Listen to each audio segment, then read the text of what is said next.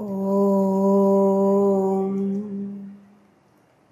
സദാശിവസമാരംഭാം ശങ്കരാചാര്യമധ്യമാം അസ്മദാചാര്യപര്യന്താം വന്ദേ ഗുരുപരമ്പരാം.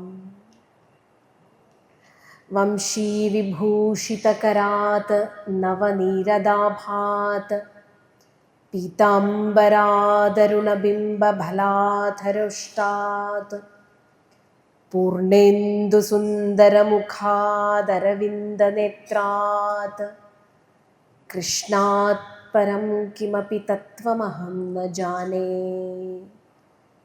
കൃഷ്ണാത് പരം കിമപി തത്വമഹം ന ജാനേ. എല്ലാ ഗുരുജനങ്ങളുടെയും ആചാര്യ ശ്രേഷ്ഠന്മാരുടെയും പാദങ്ങളിൽ വിനയപൂർവ്വം നമസ്കാരം. പ്രിയപ്പെട്ട അമ്മമാർക്കും സഹോദരീ സഹോദരന്മാർക്കും നമസ്കാരം. എനിക്ക് ഗുരുസ്ഥാനീയരായിട്ടുള്ളവരൊക്കെ മുമ്പിലുണ്ട്. അതുകൊണ്ട് തന്നെ എന്നെ സംബന്ധിച്ചിടത്തോളം ഗുരുക്കന്മാർ മുമ്പിലിരിക്കുക എന്ന് പറയുന്നത് എനിക്കൊരു ധൈര്യമാണ്. ഒരു വിഷയത്തെക്കുറിച്ച് സംസാരിക്കുമ്പോൾ ഈ വിഷയത്തിൽ വളരെ ഗൗരവമായി ചിന്തിച്ചിട്ടുള്ളവരാണ് എൻ്റെ മുമ്പിലിരിക്കുന്ന പലരും എന്നെനിക്ക് നന്നായി അറിയാം. അത് എനിക്ക് തരുന്ന ധൈര്യം ചെറുതൊന്നുമല്ല. കാരണം കൃത്യമായ ഘട്ടങ്ങളിൽ നമ്മളെ തിരുത്താനും പുതിയ ആശയങ്ങൾ നമുക്ക് തരാനും ഒക്കെ കെൽപ്പുള്ള നിരവധി സത്സംഗങ്ങളിലൂടെ ഒരു പരിപക്വമായ മനസ്സ് നേടിയിട്ടുള്ള പ്രബുദ്ധമായ ഒരു സദസ്സിനെ ലഭിക്കുക എന്നത് ഏറ്റവും അനുഗ്രഹം നിറഞ്ഞൊരു കാര്യമാണ്. ഇതിൻ്റെ ആദ്യത്തെ പ്രഭാഷണം, ഈ പരമ്പരയിലെ ആദ്യത്തെ പ്രഭാഷണങ്ങളിൽ ഒന്ന് ഞാനായിരുന്നു. അപ്പോൾ അന്നു മുതൽ ഇവിടുത്തെ ഏറ്റവും ഗൗരവമായ ശ്രോതാക്കളെ നമുക്ക് നമ്മെ പരീക്ഷിക്കാൻ ലഭിക്കുന്നു എന്നത് വലിയ അനുഗ്രഹമാണ്. വിദ്വാൻമാർക്ക് ഭാഗവതത്തിലാണ് പരീക്ഷ എന്ന് പറയുന്നത് പോലെ ഒരു വിഷയം പഠിച്ച് സംസാരിക്കണമെന്ന് ആഗ്രഹിക്കുന്നവർക്ക് അത് വ്യാസപ്രസാദത്തിലോ പരമതത്വ സമീക്ഷാ സത്രത്തിലോ ആയിരിക്കും അവരുടെ പരീക്ഷ എന്ന് എനിക്ക് പലപ്പോഴും തോന്നാറുണ്ട്. ശ്രീമദ് ഭാഗവതത്തിലെ ഒരു വിഷയം, അതുമാത്രമല്ല ഭാരതീയ ജ്ഞാന പരമ്പരയിലെ ഏത് വിഷയമായാലും അത് ഏറ്റവും ഗൗരവമുള്ള, ഞാൻ വിജയനോ ചേട്ടൻ പറഞ്ഞപ്പോഴാണ് ഇതിൻ്റെ ടെക്നിക്ക് മനസ്സിലാക്കിയത്. ഈ വിഷയങ്ങളൊക്കെ നമുക്ക് തരുന്നത് വളരെ ഗൗരവമുള്ള വിഷയങ്ങളാണ് തരുന്നത്. പക്ഷെ അത് അത്ര ഗൗരവമുള്ളതാണെന്ന് എനിക്ക് അറിയില്ല. അതുകൊണ്ടാണ് ഞാനത് ഏറ്റെടുക്കുന്നത്. അതിൻ്റെ വിഷയ ഗൗരവം ഒന്നും അറിയാതെ അതിൻ്റെ ഉള്ളിലെ ഒരു സഹജമായ കൗതുകം വെച്ചുകൊണ്ടാണ് ഈ തരുന്ന വിഷയമൊക്കെ ഞാൻ പറയാം. ഒന്നും അറിയാത്തവർക്ക് വലിയ ധൈര്യം കിട്ടുമല്ലോ. ഞാൻ പറഞ്ഞോളാം, ഞാൻ ഒരിക്കൽ പോലും ഒരു വിഷയവും മാറ്റാൻ പറഞ്ഞിട്ടില്ല. അപ്പോൾ അങ്ങനെ ഞാൻ പറയാറുള്ളത്. പക്ഷേ ഏറ്റവും മനോഹരമായ ഘട്ടം ഏതാണെന്നറിയോ? ഒരു സത്സംഗത്തിന് വരുന്നതിന് മുൻപും ഒരു പ്രഭാഷണത്തിന് പ്രഭാഷകൻ വരുന്നതിന് മുൻപും ഏറ്റവും മനോഹരമായ ഘട്ടം എന്ന് പറയുന്നത്, ഞാൻ ഇന്ന് രാവിലെ ഞാനും പീയൂഷും, ഞങ്ങൾ രണ്ടുപേരും കൂടെയാണ് പലപ്പോഴും വിഷയങ്ങൾ പഠിക്കാറുള്ളത്. ഞാൻ പീയൂഷിനോട് പറയുന്നത്, എനിക്ക് പഠിക്കൽ തീർന്നു പോവല്ലേ എന്ന് തോന്നണമെന്ന്. എനിക്ക് പറയണതിനേക്കാട്ടിലും സന്തോഷം, അല്ലെങ്കിൽ അത് അവതരിപ്പിക്കുന്നതിനേക്കാൾ ഏറ്റവും ആനന്ദം നിറഞ്ഞ അനുഭവം എന്ന് പറയുന്നത് ഇതിനു വേണ്ടി നമ്മൾ തയ്യാറെടുക്കുന്ന ഘട്ടമാണ്. അത് തീർന്നു പോകല്ലേ. എനിക്ക് ഒരു ശ്ലോകത്തിൽ നിന്നും മുന്നോട്ട് പോകാൻ പറ്റില്ല. ഒരു ശ്ലോകം തീർന്നു എനിക്ക് പറയുമ്പോൾ ചിലപ്പോൾ, പണ്ട് എൻ്റെ ഒരു സ്വഭാവം അങ്ങനെ അല്ലായിരുന്നു. പണ്ട് ഞാൻ പറയുന്നതിൽ കൗതുകമുണ്ടായിരുന്ന ഒരാളാണ്. പക്ഷേ നമ്മുടെ അനുഭവങ്ങളൊക്കെ കുറച്ചുകൂടി പക്വമാവുന്ന ഒരു കാലത്തിലേക്ക് വരുമ്പോൾ ഒരു ശ്ലോകം എത്ര വായിച്ചാലും ചിലപ്പോൾ മതിയാവില്ല. ആ ശ്ലോകം വീണ്ടും വീണ്ടും വീണ്ടും വീണ്ടും പല അർത്ഥതലങ്ങളിൽ, പല ചിന്താതലങ്ങളിൽ, പല അനുഭവതലങ്ങളിലൊക്കെ നമ്മളോട് ശാന്തമായി സൈലൻ്റായി ചില കാര്യങ്ങൾ സംസാരിച്ചുകൊണ്ടിരിക്കും.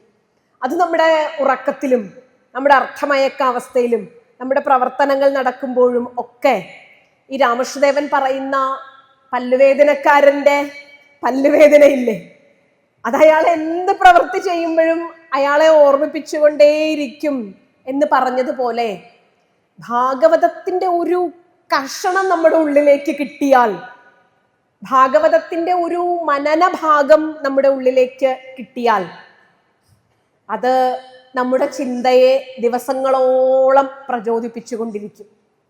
അപ്പൊ പിന്നെ വേറെ എന്ത് ചിന്ത നമ്മളിലേക്ക് വരാനാണ്?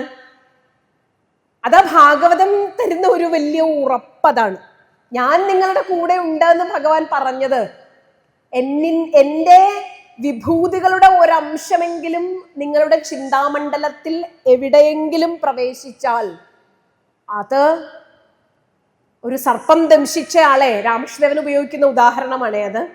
സർപ്പം ദംശിച്ചയാളെ സർപ്പത്തിന്റെ ആ സർപ്പാനുഭവം അയാളുടെ ശരീരത്തിലേക്ക് പടർന്ന് പടർന്ന് പടർന്ന് കയറുന്നത് പോലെ, അത് വിഷമെന്ന അർത്ഥത്തിൽ എടുക്കണ്ട, അത് അനുഭവം എന്ന് എടുത്താൽ മതി.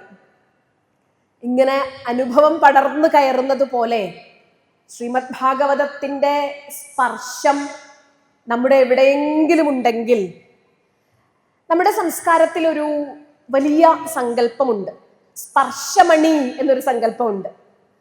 അത് സ്പർശിച്ചാൽ അത് തൊട്ടതൊക്കെ പൊന്നാകും. ഇടശ്ശേരി അങ്ങനെ മനോഹരമായി ഒരു വാക്ക് ആവർത്തിച്ചിട്ടുണ്ട്. ഞാൻ കൃഷ്ണഗാഥയോളം ഇഷ്ടപ്പെടുന്ന ഒരു കവിയാണ് ഇടശ്ശേരി. ഞാൻ എപ്പോഴും ഓർക്കാറുള്ളതുമാണ്, ഞാൻ എല്ലായിടത്തും അത് സ്മരിക്കാറുള്ളതുമാണ്.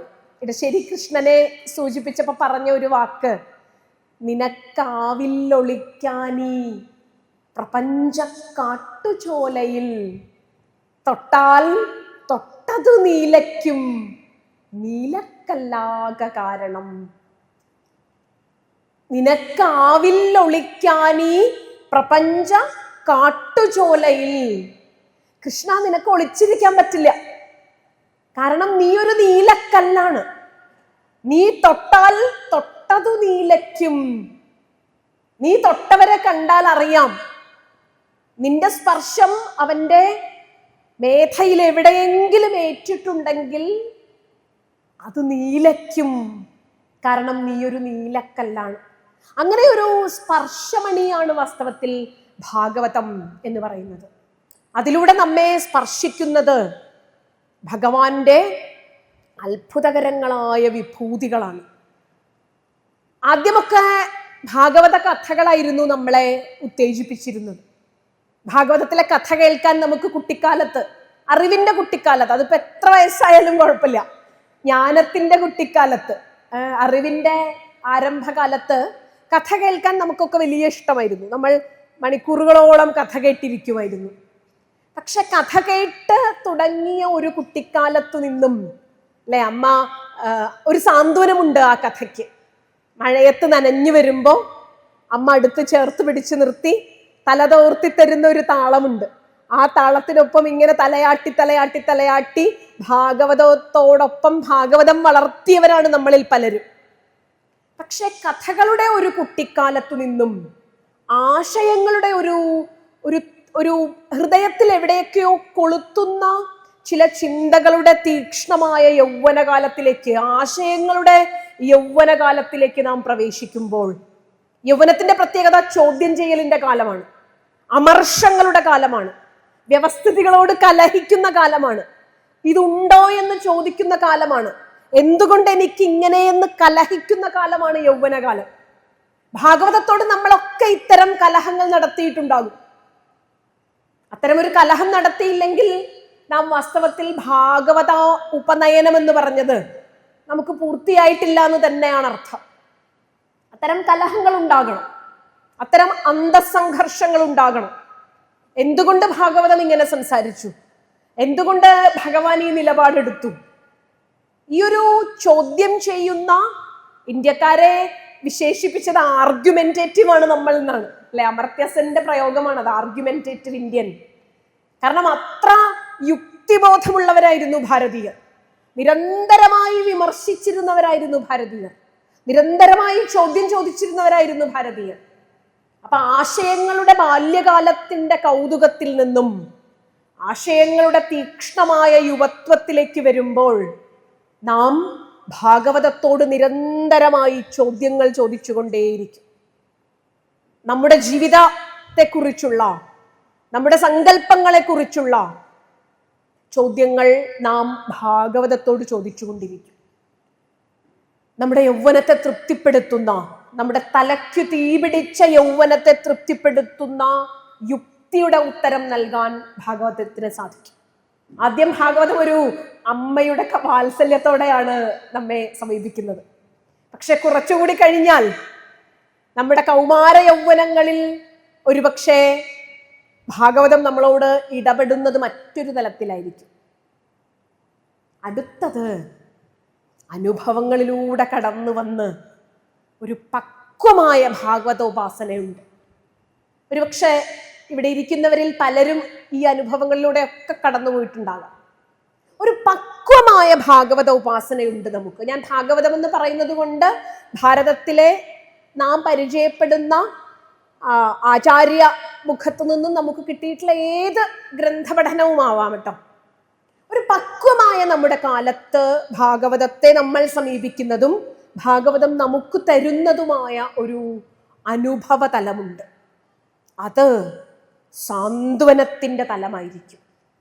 അത് പ്രൗഢമായ നമ്മുടെ അനുഭവങ്ങളിലൂടെ കടന്നു വന്ന്, നമ്മുടെ തീക്ഷ്ണമായ ചിന്തകളിലൂടെ കടന്നു വന്ന്, ജീവിതത്തിൻ്റെ തന്നെ ഒരു പരിപക്വമായ അവസ്ഥയിൽ നിന്നുകൊണ്ട് നാം ഭാഗവതത്തെ സമീപിക്കുമ്പോഴാണ് ഭാഗവതം യഥാർത്ഥത്തിൽ തൻ്റെ സ്വരൂപം നമ്മുടെ മുന്നിൽ വെളിപ്പെടുത്തുന്നത്. ഞാനൊരു മോക്ഷശാസ്ത്രമാണ്, ഞാൻ നിങ്ങൾക്ക് ആത്യന്തികമായ സ്വാതന്ത്ര്യം തരാനാണ് നിങ്ങളുടെ മുന്നിലെത്തിയിരിക്കുന്നത്. ഞാൻ നിങ്ങളിലേക്ക് വന്നത് നിങ്ങളെ കൊതിപ്പിക്കാനോ, നിങ്ങളെ കഥകൾ പറഞ്ഞ് വിസ്മരിപ്പിക്കാനോ, നിങ്ങളെ കഥകൾ പറഞ്ഞ് അമ്പരപ്പിക്കാനോ, എൻ്റെ വിഭൂതികൾ കാട്ടി നിങ്ങളെ കൊതിപ്പിക്കാനോ അല്ല, മറിച്ച് നിങ്ങളെ ഈ ബ്രഹ്മാവിൻ്റെയും അന്തകന്റെയും ഡിപ്പാർട്ട്മെന്റിൽ കിടന്ന് വലഞ്ഞുകൊണ്ടിരിക്കുന്ന നിങ്ങൾക്ക് എന്നാണിതിന്മോചനം എന്ന് ആകുലപ്പെട്ടിരിക്കുന്ന നിങ്ങളെ ഓരോരുത്തരെയും ഈ ജന്മത്തിന്റെ യഥാർത്ഥ ലക്ഷ്യം കാണിച്ചു തരാനാണ് ഞാൻ നിങ്ങളിൽ സംഭവിച്ചത്. അപ്പൊ ഭാഗവതത്തിന്റെ സമീപനം തന്നെ മാറും, നമ്മുടെ സമീപനവും മാറും. നമ്മൾ പിന്നെ ഭാഗവതത്തെ ശരണം പ്രാപിക്കുന്നത് ശിഷ്യസ്തേഹം ശാധിമാം ത്വാം പ്രപന്നം എന്ന് അർജുനൻ പറഞ്ഞതുപോലെ ആയിരിക്കും. എൻ്റെ അഹങ്കാരം കൊണ്ടൊന്നും ജീവിതത്തിൽ ഒന്നും നേടാൻ പറ്റില്ല, അത് മനസ്സിലായി. ഞാൻ നേടിവെച്ചത്, ഞാൻ കരുതി വെച്ചത്, ഞാൻ കാത്തുവെച്ചത്, ഞാൻ സമ്പാദിച്ചു വെച്ചതൊക്കെ ഭുക്തയേ നതു മുക്തയേ എന്നെനിക്ക് മനസ്സിലാവും. അതൊക്കെ അപരാവിദ്യകളായിരുന്നെന്നും പരമമായ തത്വം ഒന്നെന്നൊന്നുണ്ടെങ്കിൽ എന്നെ ഇതിൽ നിന്നൊന്ന് മോചിപ്പിക്കാനായി എനിക്ക് അതൊന്ന് പറഞ്ഞു തരൂ എന്നുമുള്ള സമ്പൂർണ്ണ ശരണാഗതിയോടെ അവനവൻ ഒടുങ്ങുകയും ശരിയായ അഹമുണരുകയും ചെയ്യുമ്പോൾ ഭാഗവതം നമ്മിലേക്ക് മോക്ഷശാസ്ത്രമായി പ്രപഞ്ച സത്യം എന്താണ് എന്ന് അനാവരണം ചെയ്യുന്ന അത്ഭുതങ്ങൾക്കപ്പുറത്ത്, യുക്തികൾക്കപ്പുറത്ത് സത്യത്തെ നേർക്കുനേർ കാണുന്ന, മനുഷ്യൻ സത്യത്തെ നേർക്കുനേർ കാണുന്ന ചില അനുഭവങ്ങൾ ഉണ്ടാകും. ഈ ചില മരണാനുഭവങ്ങളിലൂടെ കടന്നു വന്ന ചില വ്യക്തികളില്ലേ, നിയർ ഡെത്ത് എക്സ്പീരിയൻസ് എന്നൊക്കെ പറയുന്ന, അവരുടെ ചില അനുഭവങ്ങളൊക്കെ പറയുന്ന ചില വീഡിയോകൾ ഉണ്ടെങ്കിൽ നമ്മളത് കാണണം. അത് ജീവിതത്തിന്റെ ഏത് പ്രായത്തിലും നമ്മെ ധൈര്യപ്പെടുത്തും. കാരണം ശാന്തമായ ഒരു ജീവിതാവസാനത്തിലേക്ക്, പ്രൗഢമായ ഒരു ജീവിതാവസാനത്തിലേക്ക് നമ്മെ തയ്യാറെടുപ്പിക്കുന്നത് ശക്തമായ അടിത്തറയുള്ള ജീവിതം തന്നെയാണ്. അപ്പൊ ക്രമമായി ഭാഗവതം നമ്മുടെ മുന്നിൽ നേർക്കുനേർ സത്യവുമായി കണ്ടുമുട്ടുകയാണ്. ഈ ഒരു 1-on-1 കമ്മ്യൂണിക്കേഷൻ ഇല്ലേ, അതിനു മുമ്പൊക്കെ നമുക്ക് സംഘങ്ങളോടൊപ്പം ഇരുന്നായിരിക്കും കേൾക്കാൻ ഇഷ്ടം. പക്ഷേ ഈ ഒരു നേരിട്ട് നമ്മളും ഭാഗവതവും തമ്മിലുള്ള ഒരു അസോസിയേഷൻ വർക്കായി തുടങ്ങിയാൽ, നമ്മളും ഭാഗവതവും തമ്മിലുള്ള ഒരു സൗഹൃദം ഗാഠമായി തുടങ്ങിയാൽ, സൗഹൃദം ഗാഠമാവുമ്പോൾ നമ്മൾ എപ്പോഴും ആ സുഹൃത്തിനോട് ഒറ്റയ്ക്കിരിക്കാൻ ആഗ്രഹിക്കും. ഭാഗവതവും നമ്മളും തമ്മിലുള്ള സഖ്യം ഗാഠമായി തുടങ്ങുമ്പോൾ നാം ഭാഗവതത്തോട് സത്യവും തമ്മിലുള്ള യഥാർത്ഥ സംഗമം, അതാണ് ഭാഗവതത്തിലെ പല ഉപദേശങ്ങളും. ഏറ്റവും ഹൃദയസ്പർശിയായ ഉദ്ധവോപദേശം ഉൾപ്പെടെയുള്ള ഉപദേശങ്ങൾ എല്ലാം തന്നെ ഈ അവനവനും അവനവന്റെ പരമതത്വവും തമ്മിലുള്ള, ഞാനും തമ്മിലുള്ള സംവാദമാണ്. ഈ ചെറിയ ഞാനും ഈ വ്യഷ്ടിയായ ഞാനും സമഷ്ടിയായ ഞാനും തമ്മിലുള്ള സംവാദമാണ്. വ്യഷ്ടിതലത്തിൽ ഇരുന്നു കൊണ്ട് എൻ്റെ ജീവൻ സമഷ്ടിതലത്തിലുള്ള പ്രപഞ്ച സത്യത്തോട് നേരിട്ട് സംവദിക്കുകയാണ് ഭാഗവതത്തിൽ.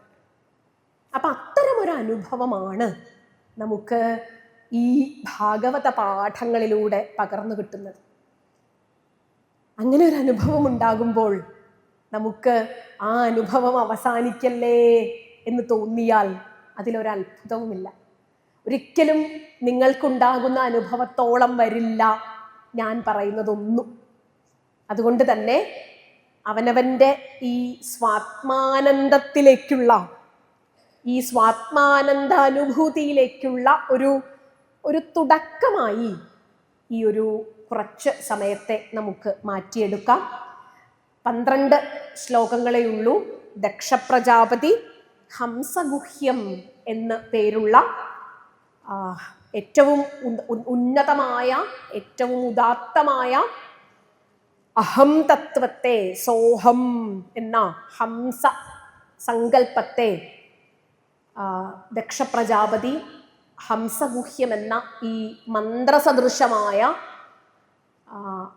ആശയങ്ങളിലൂടെ ഭഗവത് സ്വരൂപം എന്താണ് എന്ന് സ്തുതിക്കുന്ന ഭാഗം. ദക്ഷപ്രജാപതിയുടെ മുന്നിൽ പ്രത്യക്ഷപ്പെട്ട ഭഗവാന്, ഞാൻ ഇതൊരു കഥാഭാഗങ്ങൾ അനുസ്മരിക്കേണ്ട വിഷയങ്ങളല്ലാത്തതുകൊണ്ട് കഥാഭാഗത്തിലേക്കൊന്നും കടക്കുന്നില്ല. അത് സാമാന്യമായി പറയുകയും ചെയ്തു. പ്രാചേതസ്സുകളുടെ പുത്രനായ ദക്ഷപ്രജാപതിക്ക് ഭഗവാൻ അദ്ദേഹത്തിൻ്റെ മുന്നിൽ ദർശനം നൽകിയപ്പോൾ അദ്ദേഹം ഭഗവാനെ സ്തുതിച്ച മനോഹരമായ 12 അനുഭവ ആസ്വാദനങ്ങളാണ് ഇതിലുള്ളത്. ഇതിലെ ഓരോന്നും മന്ത്രസമാനങ്ങളാണ്, മന്ത്രസദൃശങ്ങളാണ്. അതുകൊണ്ട് തന്നെയാണ് ഗുഹ്യമായത് എന്ന് പറഞ്ഞത്. ഭാരതത്തിൻ്റെ ഉപനിഷത്ത് ഉൾപ്പെടെയുള്ള എല്ലാ ജ്ഞാനസങ്കേതങ്ങൾക്കും ഇങ്ങനെയൊരു രഹസ്യ സ്വഭാവമുണ്ട്. രഹസ്യങ്ങളുടെ പ്രത്യേകത അത് പരസ്യമാക്കാൻ പാടില്ല എന്നത് തന്നെയാണ്. പരസ്യമാക്കി കഴിഞ്ഞാൽ ആ രഹസ്യത്തിൻ്റെ കൗതുകമൊക്കെ നഷ്ടപ്പെടും.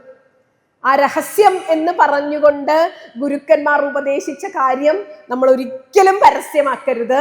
അതുകൊണ്ട് തന്നെ ഇത് മനനത്തിന് ഉദ്ദേശിച്ചിട്ടുള്ളതാണ്.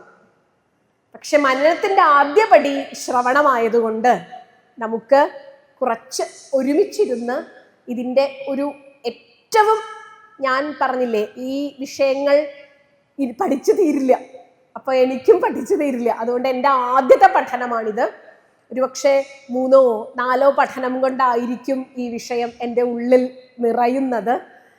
അതുകൊണ്ട് തന്നെ ആദ്യത്തെ ഒരു പഠനാനുഭവം മാത്രമാണ് നമ്മൾ തമ്മിൽ പങ്കുവെക്കുന്നത്. പ്രജാപതിരുവാച എന്ന് പറഞ്ഞുകൊണ്ട് ശ്രീമദ് ഭാഗവതം 6ാം സ്കന്ധത്തിലെ 4ാമത്തെ അധ്യായത്തിലെ 23 മുതൽ 34 വരെയുള്ള മന്ത്രമെന്ന് തന്നെ നമുക്ക് പറയാം. 23 മുതൽ 34 വരെയുള്ള ഭാഗങ്ങളിലൂടെയാണ് നാം കടന്നു പോകുന്നത്. ചെറിയൊരു അർത്ഥവും നമ്മുടെ കയ്യിൽ, എല്ലാവരുടെ കയ്യിലുമുണ്ട്. നമുക്ക് നേരിട്ട് വിഷയത്തിലേക്ക് പ്രവേശിക്കാം. എന്തായാലും ഇപ്പൊ നമ്മൾ ഭാഗവതത്തിനോടുള്ള നമ്മുടെ ബാല്യ കൗമാര യൗവനങ്ങൾക്കു ശേഷം നാം ഭാഗവതത്തോട് സത്യമറിയാൻ വേണ്ടി ഭാഗവതത്തെ സമീപിക്കുന്ന ഒരു അവസ്ഥയിലാണ് ഇത്തരം ആശയങ്ങൾ നമ്മിലേക്ക് കടന്നു വരുന്നത്. ആ ഭാഗത്തിലേക്ക് നമുക്ക് പ്രവേശിക്കാം. നമഃ. ഞാൻ ഒട്ടും ശ്ലോകങ്ങൾ സംഗീതാത്മകമായി ചെല്ലുന്ന ഒരാളല്ല. അതുകൊണ്ട് ഞാനത് കൃത്യമായി ഒട്ടും സംഗീതമില്ലാതെ അതിൻ്റെ ഗദ്യപാഠം വായിക്കുക മാത്രമേ ഉള്ളൂ. ഒരു ക്ലാസ് പോലെ തന്നെ വായിക്കുകയുള്ളൂ. നമ പരായ അവിതഥാനുഭൂതയേ ഗുണത്രയാഭാസ നിമിത്ത ബന്ധവേ അധൃഷ്ടധാംനേ ഗുണ തത്വബുദ്ധിഭിർ നിവൃത്തമാനായ ദധേ സ്വയംഭുവേ നമഃ പരായ അവിതഥാനുഭൂതയേ ഗുണത്രയാഭാസ നിമിത്ത ബന്ധവേ അദൃഷ്ട ധാംനേ ഗുണ തത്വബുദ്ധിഭിർ നിവൃത്തമാനായ ദധേ സ്വയംഭുവേ. ഒരു കൃതിയുടെ ലിഖിത പാഠത്തെ, അത് ഭാഗവതമായാലും അതിൻ്റെ ലിഖിത പാഠത്തെ ഒരു അനുസന്ധാന പാഠമാക്കി മാറ്റുക എന്നതാണ് വാസ്തവത്തിൽ ഒരു വക്താവിൻ്റെ ഉത്തരവാദിത്തം. അതുകൊണ്ട് തന്നെ ആ ലിഖിത പാഠത്തെ നമുക്ക് ഓരോ വാക്കുകളായി ഒന്ന് നമ്മുടെ അനുസന്ധാനത്തിന് ഉതകുന്ന രീതിയിൽ മാറ്റിയെടുക്കുക എന്ന ഏറ്റവും ലളിതമായ ഒരു ഉത്തരവാദിത്തം മാത്രമേ ഞാൻ ഏറ്റെടുക്കുന്നുള്ളൂ. അതിൽ ഏറ്റവും വലിയ ഉത്തരവാദിത്തം നമുക്ക് ഓരോരുത്തർക്കുമാണ്. കാരണം ഇത് ഏറ്റവും ഗുഹ്യമായതാണ്. ഇത് നമ്മോട് മാത്രം സംസാരിക്കുന്ന ചില ഭാഗങ്ങളാണ്. ദക്ഷ പ്രജാപതി ഭഗവാനെ തൻ്റെ പരിമിതമായ വാക്കുകൊണ്ട് ഇപ്രകാരം അടയാളപ്പെടുത്തുന്നു. അത് അണ്ടർലൈൻ ചെയ്യണം.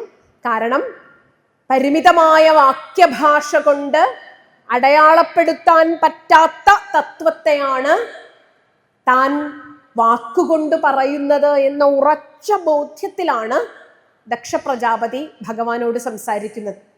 ഏറ്റവും ഹൃദയസ്പർശിയായ അനുഭവങ്ങൾ പങ്കുവെക്കുന്നിടത്ത് ഋഷിമാർ ഉപയോഗിച്ചിട്ടുള്ള ഭാഷ മൗനത്തിൻ്റെ ഭാഷയാണ്.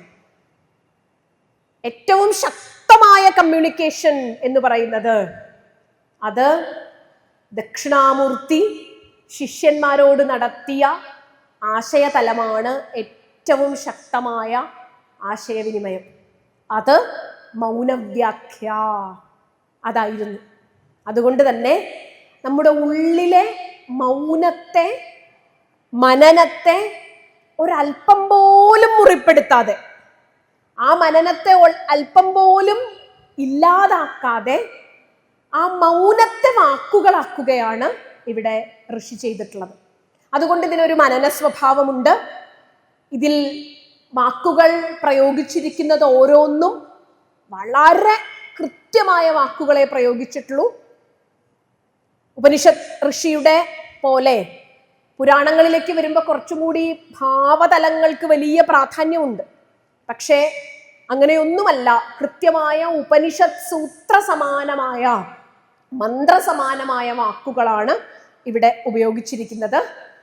നമസ്കരിച്ചുകൊണ്ടാണ് ആരംഭിക്കുന്നത്.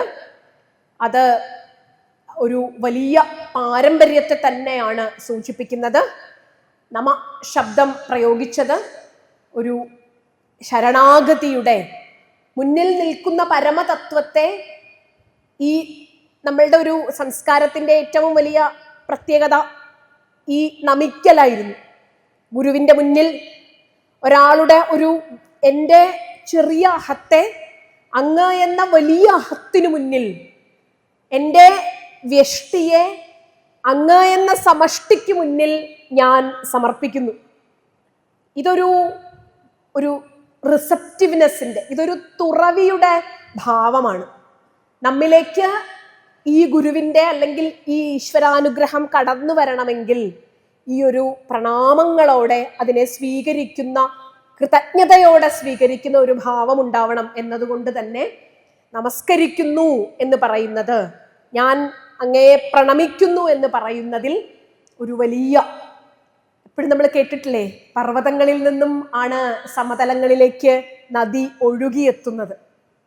അപ്പോൾ ഒരു പർവ്വതം പോലെയുള്ള ഒരു ഗുരു സാന്നിധ്യത്തിന് മുന്നിൽ, അല്ലെങ്കിൽ പർവ്വത സമാനമായ ഈശ്വര സാന്നിധ്യത്തിന് മുന്നിൽ സമതലങ്ങളിൽ ഇരുന്നു കൊണ്ട് കൈകൂപ്പുകയാണ്. ഈ സമതലങ്ങളിലേക്ക് ആ ഈശ്വര കടാക്ഷം ഇറങ്ങി വരട്ടെ എന്ന ഒരു പ്രാർത്ഥനയാണ് ഈ നമസ്കാരത്തിലുള്ളത്. നമ പരായാവിതഥാനുഭൂതയേ. പരായ അവിതഥാനുഭൂതയേ ഗുണത്രയാഭാസ നിമിത്തബന്ധവേ അധൃഷ്ടധാംനേ ഗുണ അദൃഷ്ടധാംനേ ഗുണ തത്വബുദ്ധിഭിഃ നിവൃത്തമാനായ സ്വയംഭുവേ നമോ ദധേ എന്നിതിൻ്റെ അന്വയ ഭാവം.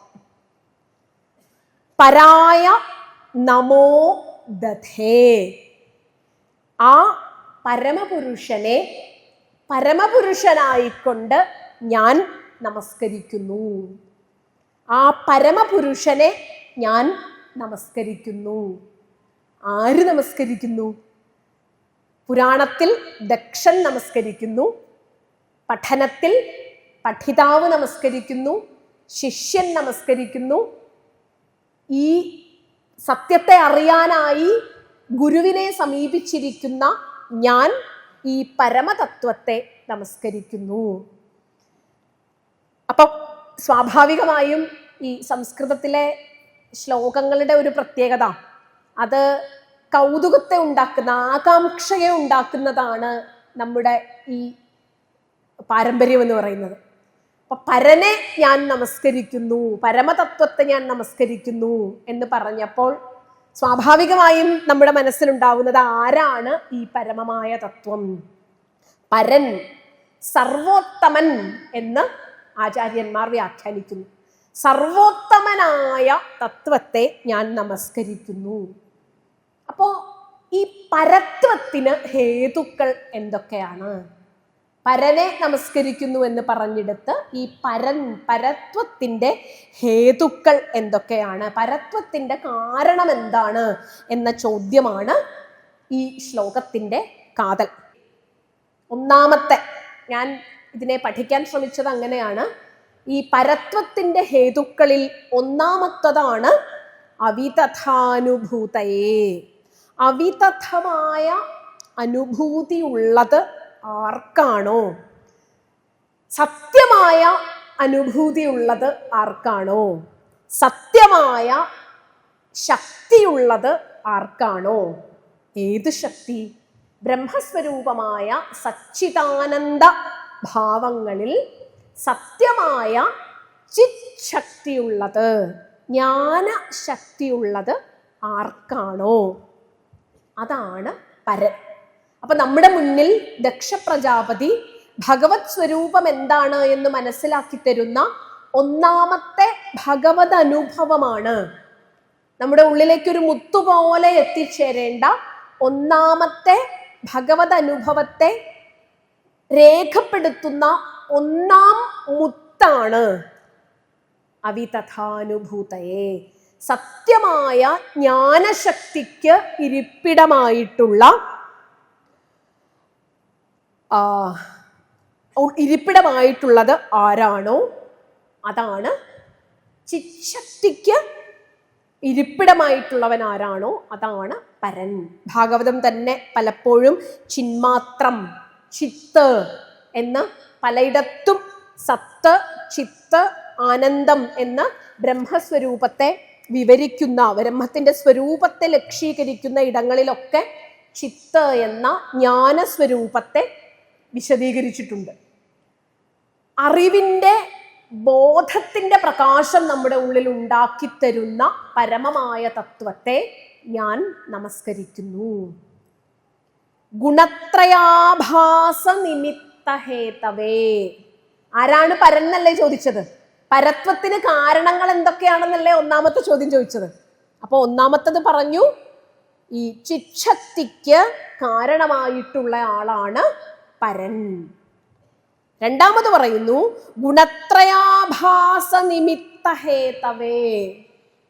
രണ്ടാമത്തെ ലക്ഷണം, ഗുണത്രയങ്ങൾ മൂലം ഭാസിക്കുന്ന ഈ ജീവനും അതിൻ്റെ നിമിത്തമായ പ്രകൃതിക്കും. ഇത് ഭാരതത്തിൻ്റെ ജ്ഞാനമീമാംസയുടെ ഏറ്റവും അടിസ്ഥാനപരമായ ഒരു ആശയമാണ് ഈ തത്വം നമുക്ക് പറഞ്ഞു തരുന്നത്. നമുക്കറിയാം, ഈ ജീവൻ ഈ ഭൂമിയിൽ ഉരുവം കൊണ്ടിട്ടുള്ളത്. പ്രകൃതിയിൽ നിന്നാണ് ഈ ജീവൻ, ഓരോ ജീവനും സംഭവിക്കുന്നത്. പ്രകൃതിയുടെ അംശവും പേറിക്കൊണ്ടാണ് ഒരു ജീവൻ ഈ ഭൂമിയിൽ സംഭവിക്കുന്നത്. ഗുണത്രയങ്ങളാണ് പ്രകൃതിയുടെ അടിസ്ഥാന തത്വങ്ങൾ. സത്വഗുണവും രജോ ഗുണവും തമോ ഗുണവും. അത് വിശദീകരിക്കണമെന്ന് എനിക്ക് തോന്നുന്നില്ല. നമ്മളെല്ലാവരും ഇത്തരം ക്ലാസ്സുകളിലും അനുഭവങ്ങളിലും സ്ഥിരമായി കേട്ടുകൊണ്ടിരിക്കുന്നതാണ്. ഭാരതത്തിലെ ശാസ്ത്രങ്ങളെല്ലാം തന്നെ ഗുണത്രയങ്ങളെ വളരെ വ്യക്തമായി നമുക്ക് പറഞ്ഞു തന്നിട്ടുണ്ട്. ലഘുവായ പ്രകാശാത്മകമായ ഭാവമാണ് സത്വം. രജസ് നമ്മെ കർമ്മനിരതരാക്കുന്ന, നമ്മുടെ ഉള്ളിലെ ഊർജം നിറയ്ക്കുന്ന ഉന്മേഷത്തിന്റെ ഭാവമാണ്.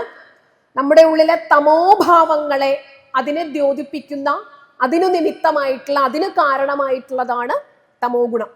ഈ സത്വ രജ തമോ ഗുണങ്ങൾ ഒരു നിർമ്മിതിയുടെ അടിസ്ഥാനമായ ഘടകമായി കണക്കാക്കപ്പെടുന്നു. ഈ പ്രകൃതിയാണ് ഒരു ജീവനായി ഉരുവം കൊള്ളുന്നത്. അതുകൊണ്ട് തന്നെ ഗുണത്രയങ്ങളിലും ഭാസിക്കുന്ന, ഗുണത്രയങ്ങൾ മൂലം ഭാസിക്കുന്ന ഒരു ജീവൻ, ഞാൻ എന്ന ജീവൻ. ഇങ്ങനെ ഗുണത്രയങ്ങളുടെ സംഘാതം മൂലം ഭാസിക്കുന്ന ഒരു ജീവന്, ആ ജീവന് കാരണമായ പ്രകൃതി. അപ്പൊ നമ്മുടെ മൂലകാരണത്തെയാണ്, ഞാൻ എന്ന അങ്ങയുടെ മുന്നിൽ നിന്നുകൊണ്ട് അങ്ങയെ നമസ്കരിക്കുന്ന ഈ വ്യഷ്ടി ചൈതന്യത്തിന് കാരണമായിരിക്കുന്ന പ്രകൃതി, ഇതിന് ബന്ധുവായിട്ടുള്ള, ഇതിന് കാരണമായിട്ടുള്ള ഗുണത്രയാഭാസ നിമിത്ത ഹേതവേ, അങ്ങനെയുള്ള ഈ ജീവന്റെ അടിസ്ഥാന കാരണമായിരിക്കുന്ന അല്ലയോ പരമാത്മാവേ. അപ്പൊ ഞാൻ വാസ്തവത്തിൽ ആരോടാണ് സംസാരിക്കുന്നത്? ഞാനെന്ന അംശത്തിന്റെ പൂർണ്ണതയോടാണ് സംസാരിക്കുന്നത്. ഞാനെന്ന ഈ അംശം എന്റെ പൂർണ്ണതയോടാണ് സംസാരിക്കുന്നത്. ഈ നിഴൽ അതിന്റെ സ്വരൂപത്തോടാണ് സംസാരിക്കുന്നത്. സ്വരൂപമില്ലാതെ നിഴലുണ്ടാവില്ലല്ലോ. അതുകൊണ്ട് തന്നെ ഈ നിഴലിന്റെ പൂർണ്ണതയോടാണ് സംസാരിക്കുന്നത്. പക്ഷെ പ്രശ്നം പറ്റിയത് എവിടെയാ? നിഴലാണ് എന്ന് മറന്നുപോയിക്കൊണ്ട് എന്നെക്കൊണ്ട് ഈ പ്രവർത്തികൾ, ആ തത്വം, ആ ചൈതന്യം പ്രവർത്തികൾ ചെയ്താലേ ഈ നിഴലിന് അനങ്ങാൻ സാധിക്കുള്ളൂ. പക്ഷേ നിഴലാണ് എന്ന് മറന്നുപോയിക്കൊണ്ട് സ്വന്തമായി കാര്യങ്ങൾ ചെയ്യാൻ പറ്റുന്നുമില്ല, എന്ന കാര്യം ചെയ്യണമെന്ന് ആഗ്രഹമുണ്ട്. അങ്ങനെ ഒരു അവസ്ഥയിൽ നിൽക്കുന്ന ജീവനാണ് വാസ്തവത്തിൽ ഇതിന്റെ അനുസന്ധാനം ചെയ്യാൻ ഏറ്റവും നല്ലത്. ഇങ്ങനെ ഒരു അനുസന്ധാനം ജീവൻ നടത്തുന്നത് കൊണ്ട് നമ്മൾ ഓരോന്നും നമ്മളോട് തന്നെയാ പറയുന്നത്.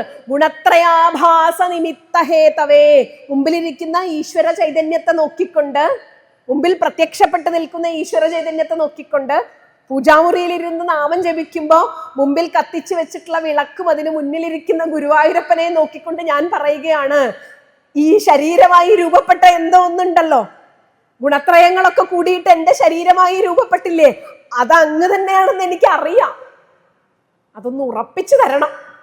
അപ്പൊ ഈ ഭഗവാന്റെ ഗുണങ്ങളെ പാരായണം ചെയ്യുന്നത് കൊണ്ട്, ഭഗവാന്റെ ഗുണങ്ങളെ നിരന്തരമായി അനുസന്ധാനം ചെയ്യുന്നത് കൊണ്ട് വാസ്തവത്തിൽ സംഭവിക്കുന്നത്, ഞാൻ എന്നെ തന്നെ ഏറ്റുപറഞ്ഞുകൊണ്ടിരിക്കുകയാണ്, എന്നെക്കുറിച്ച് തന്നെ ഏറ്റുപറഞ്ഞുകൊണ്ടിരിക്കുകയാണ്.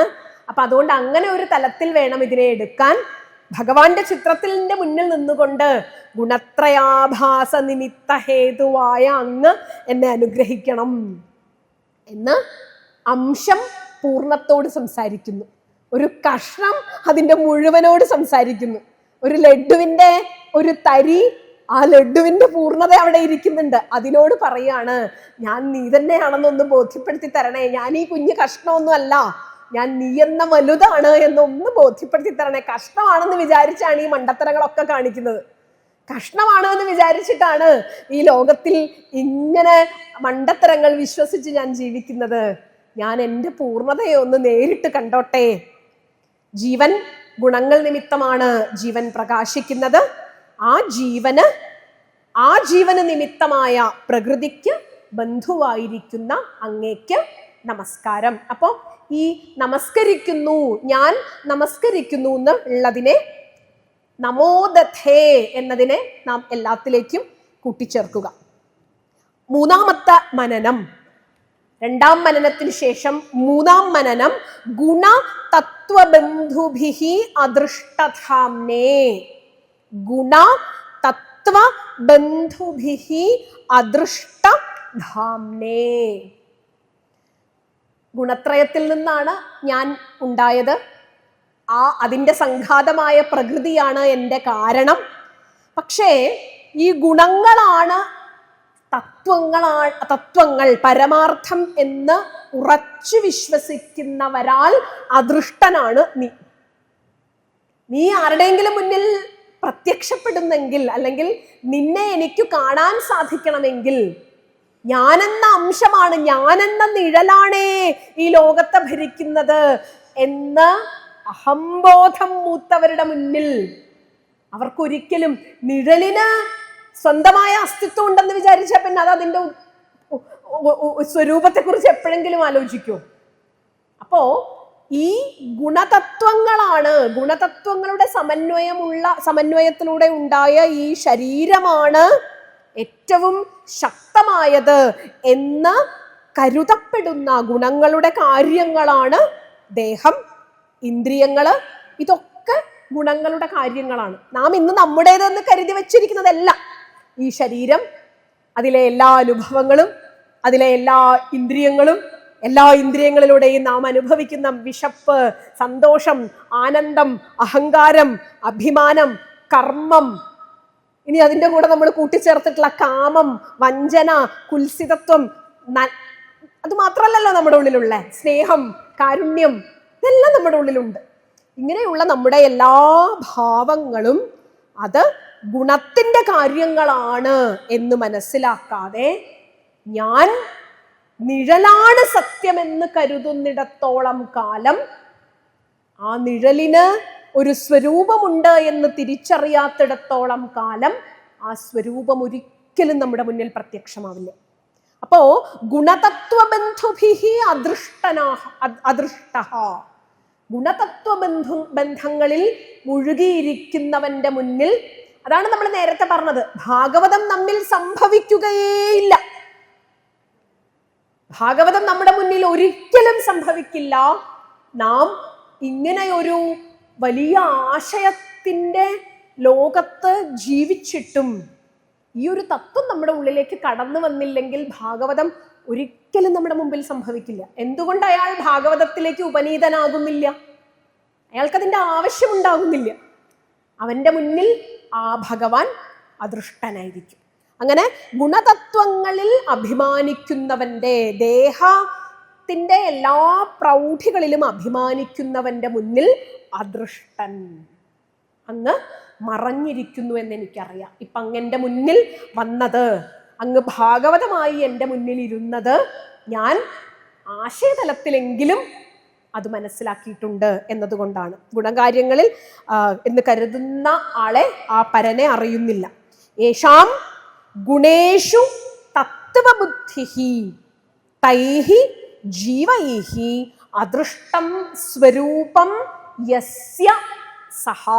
സംസ്കൃതത്തിൻ്റെ ഭാഷയിലെ പ്രയോഗങ്ങൾ തന്നെ ഞാൻ പ്രയോഗിക്കുന്നത് സംസ്കൃത ഭാഷയ്ക്ക് കുറച്ചുകൂടി ആശയങ്ങളെ കൃത്യമായി നമ്മുടെ ഉള്ളിലേക്ക് കമ്മ്യൂണിക്കേറ്റ് ചെയ്യിപ്പിക്കാനുള്ള ഒരു പ്രത്യേകതയുണ്ട്. ഒരുപക്ഷെ നിങ്ങൾ രമേശ് മാഷിൻ്റെയൊക്കെ ക്ലാസ്സിൽ ഇരുന്നിട്ട് സംസ്കൃതവും നന്നായി പഠിച്ചിട്ടുണ്ടാവും എന്നുള്ളത് കൊണ്ട് ഞാൻ ആ വാക്ക് തന്നെ ഉപയോഗിക്കുന്നു.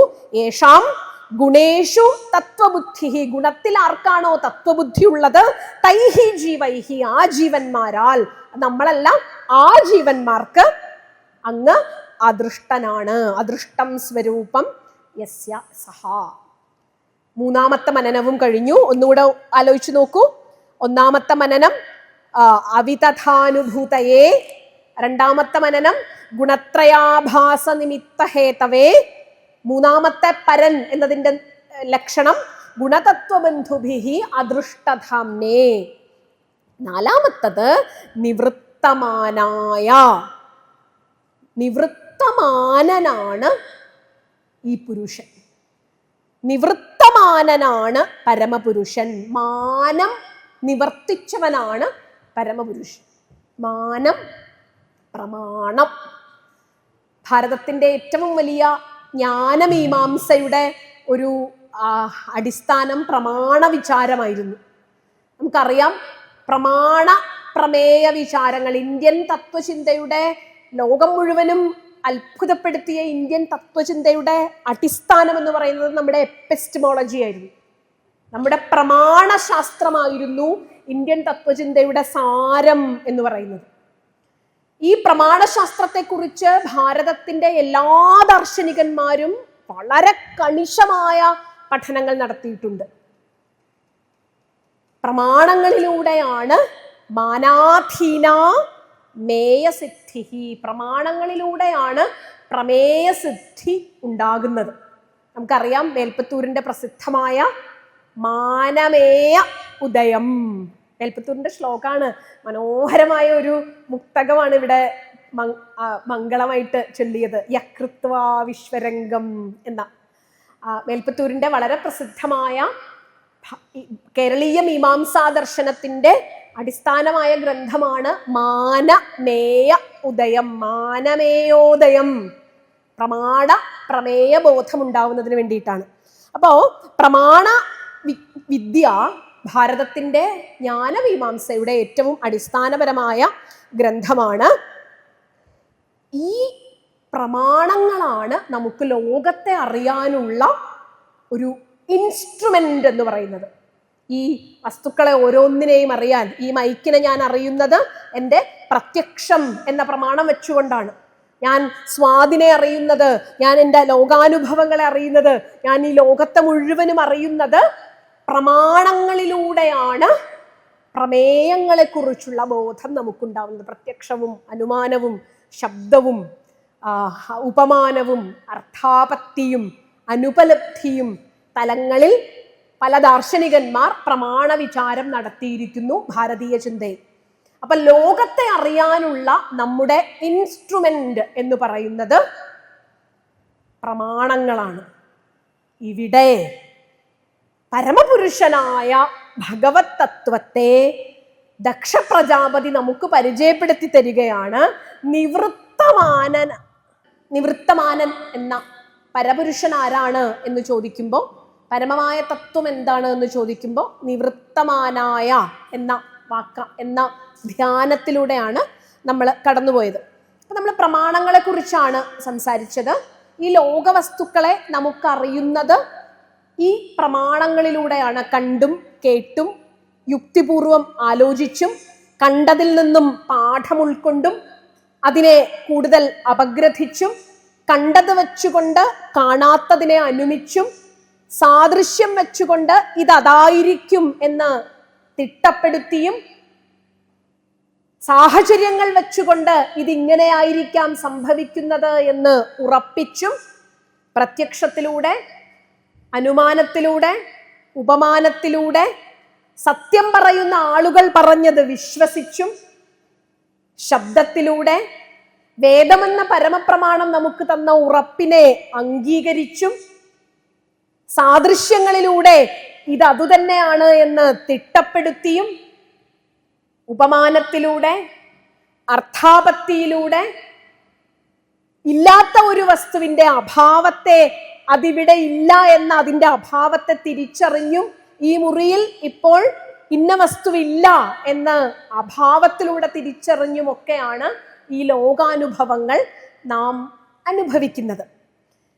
ഇവിടെ പരപുരുഷനെ, തൻ്റെ ഹൃദയമണ്ഡലത്തിൽ പ്രത്യക്ഷപ്പെട്ടു നിൽക്കുന്ന പരമപുരുഷനെ ദക്ഷ പ്രജാപതി പുകഴ്ത്തുന്നത്, വാഴ്ത്തുന്നത്, നിവൃത്തമാനനാണ് ഈ പുരുഷൻ. ഈ തത്വം നിവൃത്തമാനനാണ്. പ്രമാണങ്ങളാൽ തിരിച്ചറിയാൻ, പ്രമാണങ്ങളെ അതിക്രമിച്ചവനാണ്, അതിവർത്തിച്ചവനാണ്, ലംഘിച്ചവനാണ് എന്ന അർത്ഥത്തിലാണ് ഇവിടെ മനസ്സിലാക്കിപ്പിക്കുന്നത്. പ്രമാണങ്ങളെ അതിവർത്തിച്ചവൻ, പ്രമാണങ്ങളിലൂടെ തിരിച്ചറിയാൻ സാധിക്കാത്തവൻ. എന്താ കാരണം പ്രമാണങ്ങളിലൂടെ മനസ്സിലാക്കാൻ സാധിക്കാത്തത്? അത് പ്രമേയമല്ല എന്നുള്ളത് കൊണ്ടാണ്. അല്ലെ? പ്രമേയത്തെ മനസ്സിലാക്കാനല്ലേ പ്രമാണങ്ങൾ ഉപയോഗിക്കുന്നത്. നമുക്ക് നമ്മുടെ ഇന്ദ്രിയങ്ങളിലൂടെ, നമ്മുടെ അനുഭവങ്ങളിലൂടെ, നമ്മുടെ ചിന്തയിലൂടെ, നമ്മുടെ ബുദ്ധിയുടെ പരിമിതിയിലൂടെ ഒക്കെ മനസ്സിലാക്കാവുന്ന ഒന്നിനെയാണ് നാം പ്രമാണങ്ങളിലൂടെ തിരിച്ചറിയുന്നത്. നമ്മുടെ ലോകാനുഭവങ്ങളെല്ലാം അതൊക്കെ പരാവിഷയത്തെ തിരിച്ചറിയാനാണ് പ്രമാണങ്ങൾ. ബ്രഹ്മസൂത്രത്തിൽ ആചാര്യസ്വാമികൾ പറയും, അവിദ്യാവത് വിഷയാണി പ്രത്യക്ഷാദീനി ശാസ്ത്രാണി ച. ഈ പ്രത്യക്ഷ പ്രമാണങ്ങളിലൂടെ, പ്രത്യക്ഷ പ്രമാണങ്ങളും പ്രമാണങ്ങളിലൂടെ നമ്മൾ തിരിച്ചറിയുന്നതും നാം ശാസ്ത്രം അഭ്യസിക്കുന്നതും എല്ലാം പ്രമാണങ്ങളിലൂടെ നമ്മൾ എന്തൊക്കെ മനസ്സിലാക്കുന്നുണ്ടോ അത് മുഴുവനും പ്രമേയങ്ങളാണ്. അതിന് അപ്പുറത്ത് ആ പരിമിതിയെ നിവർത്തിച്ചു നിൽക്കുന്ന ഒരു തത്വത്തെ സകല പ്രമാണങ്ങളിലൂടെയും മനസ്സിലാക്കുന്ന പ്രപഞ്ചത്തിന്റെ കാരണമായ തത്വത്തെ അനുഭൂതിയിലൂടെ മാത്രമേ നമുക്ക് തിരിച്ചറിയാൻ സാധിക്കുകയുള്ളൂ. അതുകൊണ്ട് നിവൃത്തമാനൻ എന്ന് പറയുന്നത് ഈ ശ്ലോകത്തിന്റെ മുഴുവൻ സാരമായിട്ടുള്ള ഒരു മനന ശ്ലോകമാണ്. നമ്മൾ എപ്പോഴും പറയില്ലേ, ആചാര്യസ്വാമികൾ തന്നെ പറയുന്നത് ശാസ്ത്രം ന ശാസ്ത്രം ന ശാസ്ത ന ശിഷ്യോ ന ശിക്ഷ. ശാസ്ത്രവും ശിഷ്യരും ശിക്ഷയും അഭ്യസനവും പഠനവും എല്ലാം അതല്ലാത്തതിനെ മനസ്സിലാക്കാൻ വേണ്ടിയിട്ടാണ്. ഇതൊന്നുമല്ല ആത്മതത്വം എന്ന് തിരിച്ചറിയാൻ വേണ്ടിയിട്ടാണ് നാം നമ്മുടെ ബുദ്ധി ഉപയോഗിച്ച് ഈ മനസ്സിലാക്കുന്നതെല്ലാം അതിനപ്പുറത്തുള്ള ഒരു തത്വത്തെ തിരിച്ചറിയിപ്പിക്കാൻ വേണ്ടിയിട്ടാണ്. അതുകൊണ്ട് തന്നെ ബ്രഹ്മാനുഭവത്തെ യതോ വാചോ നിവർത്തന്തേ അപ്രാപ്യ മനസാ സഹ, ഏറ്റവും പ്രബലങ്ങളായ ഇന്ദ്രിയങ്ങൾ പോലും വർണ്ണിക്കാൻ, പറയാൻ, വാക്കുകൊണ്ട് രേഖപ്പെടുത്താൻ പറ്റാതെ തിരിച്ചു പോരുന്നു. ലൗകികം തദ്വദേവേ, ലൗകികവും വൈദികവുമായ എല്ലാ ബോധങ്ങളും ആ പ്രമാണങ്ങളും ആ ആത്മനിശ്ചയാത്, ആത്മതത്വത്തിലേക്ക് നമ്മളെ എത്തിക്കുകയേ ഉള്ളൂ. ഒരു പോൾ വാൾട്ടർ കളിക്കാരൻ്റെ കഥ പറയാറില്ലേ എപ്പോഴും. ഈ ഒരു സാധനം ഒരു ഒളിമ്പിക്സിലേക്ക് പ്രധാനപ്പെട്ട ഒരു ഗെയിമാണ്. അത് പിടിച്ചുകൊണ്ട്, ഒരു വടി പിടിച്ചുകൊണ്ട് ഓടും. ഈ വടി കുത്തിയിട്ട് അയാൾ അപ്പുറത്തേക്ക് ചാടും. അയാളുടെ ലക്ഷ്യം അവിടെയാണ്. അവിടെ ഉപേക്ഷിക്കും ശാസ്ത്രം, അവിടെ ഉപേക്ഷിക്കും തന്നെ ഇതുവരെ കൊണ്ടുവന്ന, തന്നെ ഈ ലക്ഷ്യത്തിലേക്ക് എത്തിച്ച വടി അവിടെ ഉപേക്ഷിച്ച് വടിയെ പിറകോട്ട് തള്ളി താൻ മുന്നോട്ട് പോകും.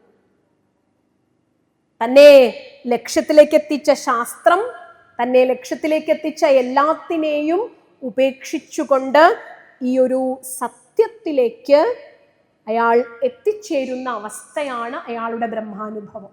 അതുകൊണ്ട് തന്നെ പ്രമാണങ്ങൾ, ലൗകികവും വൈദികവുമായ എല്ലാ പ്രമാണങ്ങളും ആ ആത്മനിശ്ചയാ, ആത്മതത്വജ്ഞാനം ഉണ്ടാവുന്നത് വരെയേ സാധിക്കുള്ളൂ.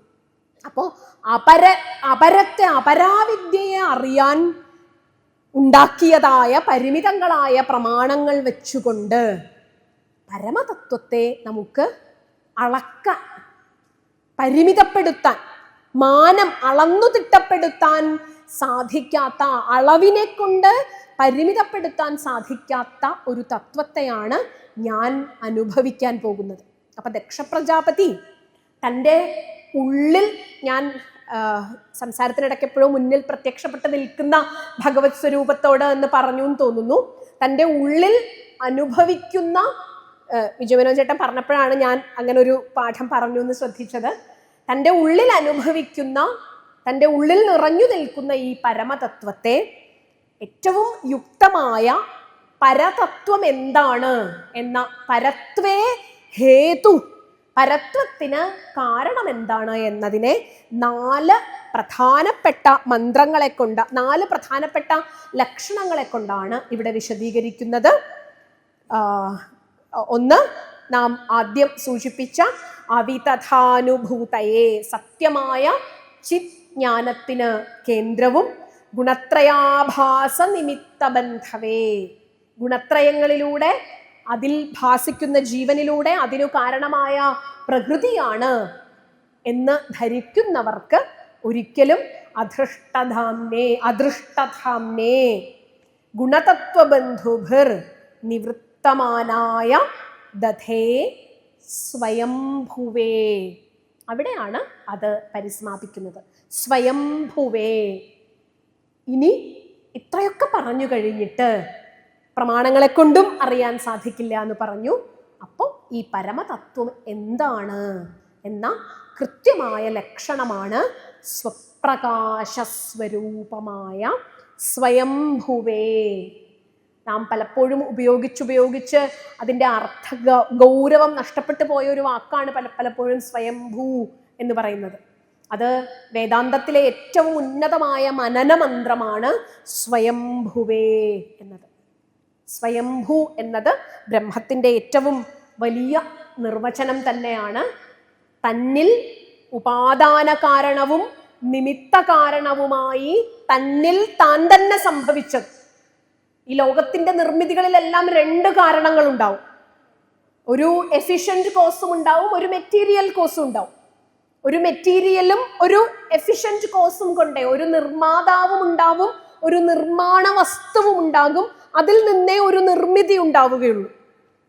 പക്ഷേ തന്നിൽ താൻ തന്നെ നിമിത്തമായി, താൻ തന്നെ ഉപാദാനമായി, തന്നിൽ നിന്നും സ്വയം ഉരുവപ്പെട്ടു വന്ന, ചൈതന്യത്തിൽ നിന്നും സ്വയം ഉരുവപ്പെട്ടു വന്ന ബോധത്തെയാണ് ഇവിടെ ദക്ഷ പ്രജാപതി തൻ്റെ തന്നെ സ്വരൂപമായി തിരിച്ചറിയുന്നത്. ഈ 5 മനനങ്ങളിലൂടെയാണ്, 5 മനനാനുഭവങ്ങളിലൂടെയാണ് ദക്ഷ പ്രജാപതി പരമമായ തത്വം എന്താണ്, ഇതിനെയാണ് നാം അനുഭവിക്കുന്നത്. ഈ പരമമായ തത്വത്തെയാണ് ദക്ഷ പ്രജാപതി സ്തുതിച്ചത്. അങ്ങനെയുള്ള ഒരു പ്രപഞ്ചബോധത്തോട്, അങ്ങനെയുള്ള ഒരു പ്രപഞ്ചാനുഭവത്തോട് ദക്ഷ പ്രജാപതി നേർക്കുനേർ അനുഭവിച്ച വാക്യങ്ങളാണ് നമ്മൾ കണ്ടത്. ഒന്ന് ഏകാന്തമായി ധ്യാനാവസ്ഥയിൽ നിന്നുകൊണ്ട് ആ മന്ത്രം മനനം ചെയ്തുകൊണ്ട് നമ്മുടെ ഈ ഒരു ചായയ്ക്ക് മുമ്പുള്ള സെഷൻ അവസാനിപ്പിക്കാം. നമ പരായ അവിതഥാനുഭൂതയേ ഗുണത്രയാഭാസ നിമിത്തബന്ധവേ അദൃഷ്ടധാംനേ ഗുണതത്വബന്ധുഭിർ നിവൃത്തമാനായ ദധേ സ്വയംഭുവേ. അങ്ങനെയുള്ള സ്വയംഭൂവായ ആ ചൈതന്യത്തെ, ആ പരമതത്വത്തെ ഞാൻ നമിക്കുന്നു.